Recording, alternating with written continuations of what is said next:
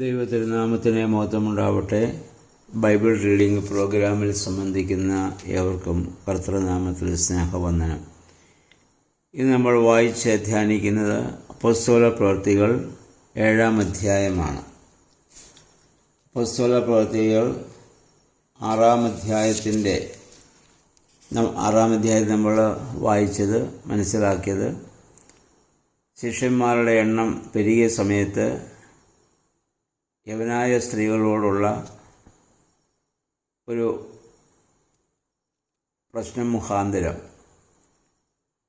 മേശയിൽ ശുശ്രൂഷിക്കാൻ വേണ്ടി സ്ത്രീഹന്മാരുടെ നിർദ്ദേശപ്രകാരം 7 ചെമ്മാശന്മാരെ തിരഞ്ഞെടുക്കുന്നതും 7 പേരെ തിരഞ്ഞെടുക്കുന്നതും അവരെ ചെമ്മാശന്മാരായി മേശയിൽ ശുശ്രൂഷിക്കാൻ വേണ്ടി അപ്പോയിൻ്റ് ചെയ്യുന്നതും അവരുടെ തലമേൽ കൈവച്ച് ആ ഓർഡിനേഷൻ, ആ പൗരോഹിത്യ സ്ത്രീഹന്മാരിലുള്ളതായ ആ കൃപാവരം, പൗരോഹിത്യ നൽവരം അവരിലേക്ക് പകരുന്നതൊക്കെ നമ്മൾ കണ്ടു.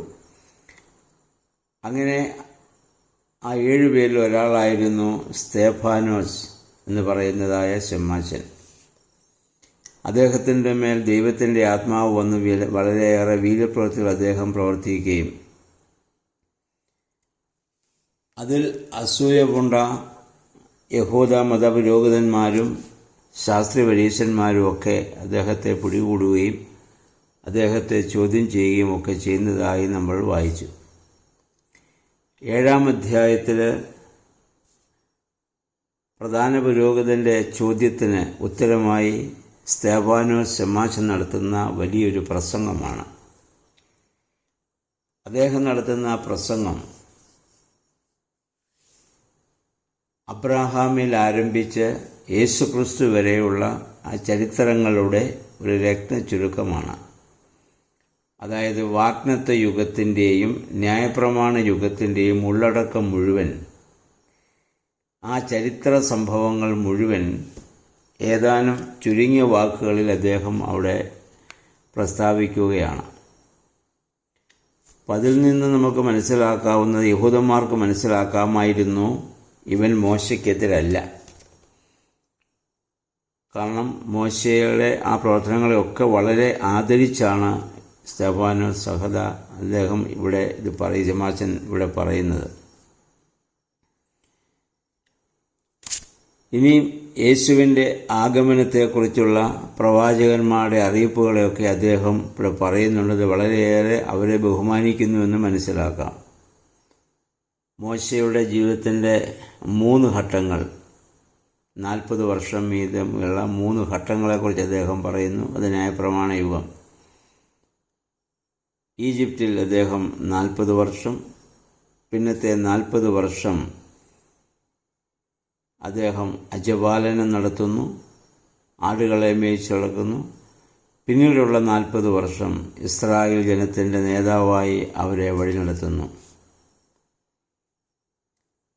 സഹോദരന്മാരും പിതാക്കന്മാരുമേ എന്നുള്ള സംബോധനയോടെ അദ്ദേഹം ആരംഭിച്ചതായ പ്രസംഗം അവസാനിക്കുന്നത് നിങ്ങൾ കഠിന ഹൃദയർ എന്നുള്ള, അല്ലെങ്കിൽ മർക്കട മുഷ്ടിക്കാരെന്നുള്ള ഒരു പ്രഖ്യാപനത്തോടു കൂടിയാണ്. അതായത് പഴയ നിയമ തെളിവുകളെല്ലാം ഉണ്ടായിരുന്നിട്ടും അത് ഗ്രഹിക്കാതെ പരിശുദ്ധാത്മാവിനെതിരെയുള്ള നിലയിൽ നിൽക്കുന്നത് മൂലമത്രേ അങ്ങനെ പറയാൻ കാരണമായത്. അദ്ദേഹത്തെ ഈ പ്രസംഗമൊക്കെ കഴിഞ്ഞപ്പോൾ അദ്ദേഹത്തെ അവർക്ക് നിഷേധിക്കാനാവാതെ വന്നപ്പോൾ നശിപ്പിക്കുകയാണ് ഉത്തമമെന്ന് തോന്നിയിട്ടുണ്ടാവും. അതുകൊണ്ട് അവർ പെട്ടെന്ന് കല്ലെറിഞ്ഞ് കൊല്ലുവാൻ അവർ തീരുമാനിക്കുകയും അദ്ദേഹത്തെ കല്ലെറിഞ്ഞ് വധിക്കുന്നതായി കാണുകയും ചെയ്യുന്നു. മൃഗീയമായ ഒരു ശിക്ഷാരീതിയാണത്.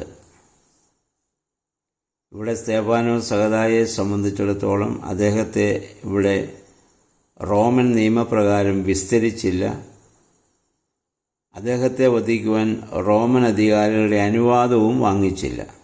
ഇത് രണ്ടും അതിനാവശ്യമായിരുന്നു അക്കാലങ്ങളിൽ. അതുകൊണ്ടാണ് യേശുവിനെ വധിക്കുന്നതിന് മുൻപ് വിസ്തരിക്കുകയും അതിനുള്ള അനുവാദം, കൊല്ലുവാനുള്ള അനുവാദം വാങ്ങുകയും ചെയ്തതാണ്. പക്ഷെ സ്തേഫാനോസ് സഹദായുടെ ഈ ശമ്മാച്ചൻ്റെ വധത്തിന് ഇത് രണ്ടും അവിടെ സംഭവിച്ചില്ല.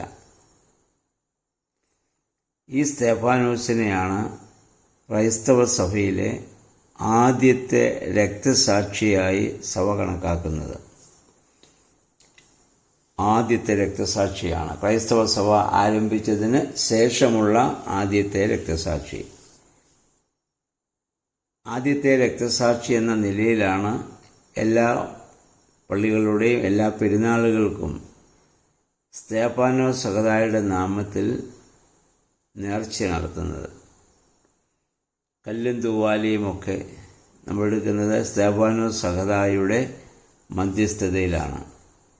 അദ്ദേഹത്തെ കല്ലെറിഞ്ഞ് കൊന്നതുകൊണ്ട് കല്ലും അതിൻ്റെ മുകളിൽ കബലാന വെക്കുന്നു. കബലാന കാസായുടെ മേൽ വയ്ക്കുന്നതായ ആ മൂടിയാണ്, കർത്താവിൻ്റെ രക്തത്തിന്മേൽ വയ്ക്കുന്നതായ മൂടിയാണ്. അത് ആളുകൾ അത് നേർച്ചയായിട്ട് അത് നടത്താറുണ്ട്. അദ്ദേഹത്തിൻ്റെ പ്രാധാന്യം അദ്ദേഹത്തെ വധിച്ചത് സഭ എല്ലാ വർഷവും നമ്മളത് പെരുന്നാളായിട്ട് ആഘോഷിക്കുന്നുമുണ്ട്. അല്ലെങ്കിൽ അദ്ദേഹത്തിൻ്റെ ആ ഓർമ്മ സഭ ആദരിക്കുന്നുണ്ട്. ആദ്യത്തെ രക്തസാക്ഷി എന്ന രീതിയിൽ ഈ സ്തെഫാനോസിന് ശമ്മാസിന് ആദ്യത്തെ സഹദ കർത്താവിന് വേണ്ടി വധിക്കപ്പെട്ടയാളെന്ന പേരിൽ അദ്ദേഹത്തിന് വളരെയേറെ ആദരിക്കുകയും ബഹുമാനിക്കുകയും സഭ ചെയ്യുന്നുണ്ട്. അന്നേരം ഇവരെ ഈ കല്ലെറിഞ്ഞ് കൊല്ലുന്നതായ ആ സമയത്ത് കല്ലെറിയുന്നവരുടെ വസ്ത്രം സൂക്ഷിച്ചിരുന്ന ഒരാളെക്കുറിച്ച് പറയുന്നുണ്ട്. അദ്ദേഹം ശൗലെന്ന് പറയുന്നതായ ഒരു യഹൂദനാണ്, ഒരു യുവാവായിരുന്നു. ഈ ശൗലാണ് ഇനി നമ്മൾ മുന്നോട്ട് ചെല്ലുമ്പോൾ പൗലോസായിട്ട് മാറ്റപ്പെടുന്നത്. അന്ന് വസ്ത്രം സൂക്ഷിക്കുക എന്ന് പറഞ്ഞാൽ വസ്ത്രം ഇന്നത്തെ പോലെ സുലഭമല്ല, വസ്ത്രത്തിന് നല്ല വിലയുണ്ട്. അതുകൊണ്ട് ധരിക്കുന്ന വസ്ത്രം വെറുതെ ഊരിയിട്ട് കഴിഞ്ഞാൽ മറ്റുള്ളവർ എടുത്തുകൊണ്ട് പോകും. അപ്പോൾ അതിൽ സൂക്ഷിക്കാൻ വേണ്ടി ഒരാളെ അവർ നിയമിക്കാറുണ്ട്. അപ്പം അങ്ങനെ കല്ലെറിയുന്നതിനെ അനുകൂലിക്കുന്നവരുടെ കൂട്ടത്തിൽ അവരുടെ വസ്ത്രം ഞാൻ നോക്കിക്കൊള്ളാം, നിങ്ങൾ എറിഞ്ഞുകൊള്ളൂ എന്ന് പറഞ്ഞ് അവരെ അതിന് പ്രോത്സാഹിപ്പിച്ചൊരു വ്യക്തിയായിരുന്നു ശൗല്. അദ്ദേഹം ക്രൈസ്തവ സമൂഹത്തെ ഏറെ വെറുത്തിരുന്നവനാണ്. അദ്ദേഹം യഹൂദ ന്യായപ്രമാണ പ്രകാരം പൂർണ്ണമായും ജീവിച്ച ഒരു തീവ്രവാദിയായിരുന്നു എന്ന് നമുക്ക് പറയാം. ആ മനുഷ്യനെയാണ് ഇനി നമ്മൾ അടുത്ത അധ്യായം മുതൽ വലിയ ഒരു മാനസാന്തരത്തിലേക്ക്, വലിയ ജീവിതത്തിൻ്റെ വലിയൊരു പരിവർത്തനം അദ്ദേഹത്തിൻ്റെ ജീവിതത്തിൽ ഇനി സംഭവിക്കുന്നത് നമ്മൾ കാണും. അപ്പോൾ യേശുക്രിസ്തുവിനെ ഏറ്റവും കൂടുതൽ ഉപദ്രവിക്കുവാൻ പ്രേരിപ്പിക്കുന്ന ആ വ്യക്തിയാണ് ദൈവം സ്നേഹിച്ച് തൻ്റെ അപ്പോസ്തോലിക സ്ഥാനത്തിന് തുല്യമായ സ്ഥാനം കൊടുത്ത് ഇനി ആക്കുന്നത് നമ്മൾ കാണും. വിശുദ്ധ ബൈബിളിലെ പുതിയ നിയമത്തിൽ ഏറ്റവും കൂടുതൽ ലേഖനങ്ങൾ എഴുതിയിട്ടുള്ള അദ്ദേഹമാണ്. ഏറ്റവും കൂടുതൽ മിഷണറി യാത്ര, സുവിശേഷ യാത്ര നടത്തിയിട്ടുള്ള അദ്ദേഹമാണ്. കർത്താവിൻ്റെ 12 അപ്പോസ്തലന്മാരേക്കാൾ കൂടുതൽ പ്രവർത്തിക്കുവാൻ അദ്ദേഹം പിന്നെ ശക്തി പ്രാപിക്കുന്നതൊക്കെ നമുക്ക് കാണാൻ പറ്റും. ദൈവികമായ പ്രവൃത്തി ദൈവത്തിനെതിരെ നിൽക്കുന്നവരെ തള്ളിക്കളയുക എന്നുള്ളതല്ല, അവരെ ദൈവം സ്നേഹിച്ച് ദൈവത്തിന് വേണ്ടി പ്രവർത്തിക്കുവാൻ അവരെ ശക്തന്മാരാക്കുന്നു എന്നുള്ളതാണ്. അപ്പം ഇന്ന് ഈ 7-ാം അധ്യായത്തിൻ്റെ ഈ സ്തെഫാനോസ് ശമ്മാച്ചൻ്റെ ഈ പ്രസംഗം നമ്മൾ ഒന്നിനൊരു ആവർത്തി ഒന്ന് വായിച്ചാൽ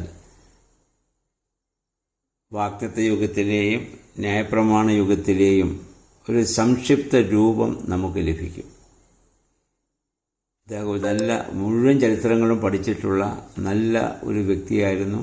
കാരണം അവരെയൊക്കെ തിരഞ്ഞെടുത്തത് അവർ നേരത്തെ പറഞ്ഞിരുന്നല്ലോ, കഴിവും പ്രാപ്തിയും ജ്ഞാനവും ഒക്കെ ഉള്ള ആളുകളെ നോക്കി, കൊള്ളാവുന്നവരെ നോക്കി തിരഞ്ഞെടുക്കണമെന്ന് പത്രോസ്ലീഹ നടത്തിയ പ്രസംഗത്തിൻ്റെ വെളിച്ചത്തിൽ യഹൂദ സമൂഹം ആ തിരഞ്ഞെടുക്കപ്പെട്ടവരിൽ ഒരു വ്യക്തിയാണത്. ഇദ്ദേഹത്തിന് ലഭിച്ച ഭാഗ്യം കണ്ടോ? യേശുക്രിസ്തു പിതാവിൻ്റെ വലത്തുഭാഗത്ത് ഇരിക്കുന്നത് ആദ്യം കാണുവാനുള്ള ഭാഗ്യം ലഭിച്ച വ്യക്തിയാണ് സ്തെഫാനോസ് സഹദ. കർത്താവിൻ്റെ മുമ്പ് കർത്താവ് പറഞ്ഞു, മനുഷ്യപുത്രൻ പിതാവിൻ്റെ വലത്തുഭാഗത്തിരിക്കുന്നത് നിങ്ങൾ കാണും എന്നൊക്കെ യേശുക്രിസ്തു പറഞ്ഞത്. നഥാനിയേലിനെ കൂട്ടിക്കൊണ്ട് ഫിലിപ്പോസ് ശിഷ്യൻ നേരത്തെ കർത്താവിൻ്റെ അടുത്തേക്ക് വന്നപ്പോൾ ആ സംഭാഷണത്തിലും കർത്താവ് പറഞ്ഞു, സ്വർഗം തുറന്നിരിക്കുന്നതും മനുഷ്യപുത്രനടുത്ത് മാലാഖമാർ കയറുകയും ഇറങ്ങുകയും ചെയ്ത് നിങ്ങൾ കാണുമെന്നൊക്കെ പറഞ്ഞത് വാസ്തവത്തിൽ പുതിയ നിയമത്തിൽ ആദ്യമായി ആ ദർശനത്തിന് വിധേയനായ വ്യക്തിയാണ് സ്തെഫാനോസ് സഹദ. അദ്ദേഹം എപ്പോഴാണിത് കാണുന്നതെന്ന് അറിയാമോ? ജീവിതത്തിൻ്റെ ഏറ്റവും വലിയ പ്രതിസന്ധി ഘട്ടത്തിലാണ്. അദ്ദേഹത്തെ കല്ലെറിയുന്നതിന് തൊട്ട് മുൻപാണ്, അല്ലെങ്കിൽ ആ വേദന, ആ വലിയ ഹൃദയഭാരമായ ഭാരം അദ്ദേഹം വഹിക്കുന്ന സമയത്താണ് ഈ സ്വർഗീയ ദർശനം അദ്ദേഹത്തിനുണ്ടാകുന്നത്. ദൈവത്താൽ വിളിക്കപ്പെട്ടവരും ദൈവത്താൽ തിരഞ്ഞെടുക്കപ്പെട്ടവരും ദൈവത്തിനു വേണ്ടി പ്രവർത്തിക്കുകയും ചെയ്യുന്നവർക്ക് ലഭിക്കുന്നതായ വലിയ ദർശനവും വലിയ ഭാഗ്യവുമായി നമുക്കിതിനെ കാണാൻ പറ്റും. അതുകൊണ്ട് നമ്മുടെ ജീവിതത്തിലും ഇതുപോലെയുള്ള പ്രതിസന്ധി ഘട്ടങ്ങൾ വരുമ്പോൾ സ്വർഗീയ ദർശനത്തിന് ദൈവം നമ്മളെ വിധേയമാക്കുവാൻ വേണ്ടിയാണ് എന്നുള്ള ബോധ്യത്തോടെ അതിനെ സന്തോഷത്തോടെ സ്വീകരിക്കാൻ നമുക്കിടയായി തീരട്ടെ. ഇന്നത്തെ ദിവസം ഈ അപ്പോസ്തലപ്രവൃത്തികൾ 7-ാം അധ്യായം വായിച്ച് ധ്യാനിച്ച് ആ സ്തെഫാനോസ് സഹദയുടെ ആ ജീവിതത്തെ ധ്യാനിച്ച് അതുപോലെയുള്ള പ്രതിസന്ധി ഘട്ടങ്ങളിൽ ദൈവമേ സ്തെഫാനോസ് സഹദയെപ്പോലെ സഹിക്കുവാൻ ഉള്ള വലിയ ദൈവകൃപയാകണമേ എന്ന് നമുക്ക് പ്രാർത്ഥിക്കാം. അവസാനമായി സ്തെഫാനോസിൽ കാണുന്നതായ ഏറ്റവും വലിയ ഗുണം യേശുവിൻ്റെ അതേ സ്വഭാവം. അദ്ദേഹം ആത്മാവിനെ കൈവിടുന്നതിന് മുൻപ് മുട്ടുകുത്തി അദ്ദേഹം ദൈവസന്നിധി നടത്തുന്നതായ ഒരു അപേക്ഷയുണ്ട്. കർത്താവ് ക്രൂശിന്മേൽ മരിക്കുന്നതിന് മുൻപ് ക്രൂശിൽ കിടന്ന് നടത്തിയ അതേപോലെയുള്ള പ്രാർത്ഥന, കർത്താവ് ഇവരുടെ പാപം അവരുടെ മേൽ നീ നിലനിർത്തരുത്. കർത്താവ് ഇതേ പ്രാർത്ഥനയല്ലേ നടത്തിയത്? പിതാവേ, ഇവർ ചെയ്യുന്നത് എന്തെന്നറിയായികയാൽ അവരോട് ക്ഷമിക്കണമേ. ആ പ്രാർത്ഥന എപ്പോഴാണ് സ്തെഫാനോസ് സഹദയിൽ ഉണ്ടാകുന്നത്? സ്വർഗം തുറക്കപ്പെട്ടത് കണ്ട ആ ദർശനത്തിൻ്റെ പശ്ചാത്തലത്തിലാണ്. നമുക്കും നമ്മളെ ഉപദ്രവിക്കുന്നവരെ, ദ്രോഹിക്കുന്നവരെ, നമ്മുടെ ശത്രുക്കളായിരിക്കുന്നവരെ നോക്കി അപ്രകാരം പ്രാർത്ഥിപ്പാൻ എപ്പോൾ സാധിക്കുന്നുവോ അപ്പോഴാണ് നമ്മൾ ദൈവപുത്രന്മാരും ദൈവപുത്രിമാരും കർത്താവിൻ്റെ യഥാർത്ഥ ശിഷ്യത്വം പ്രാപിച്ചവരെന്ന് നമുക്ക് പറയാൻ സാധിക്കുകയുള്ളൂ. ആ വലിയ മനോഭാവത്തിലേക്ക് കടന്നു വരുവാൻ പരിശുദ്ധാത്മാവെ ശക്തീകരിക്കണമേ നമുക്ക് പ്രാർത്ഥിക്കാം. അതിന് ദൈവത്തിൻ്റെ പരിശുദ്ധാത്മാവ് എല്ലാവരെയും ശക്തീകരിക്കട്ടെ എന്നുള്ള പ്രാർത്ഥനയോടെ നല്ലൊരു ശുഭദിനം ആശംസിച്ചുകൊണ്ട് നിർത്തുന്നു. ദൈവനാമം മാത്രം മഹത്വപ്പെടട്ടെ.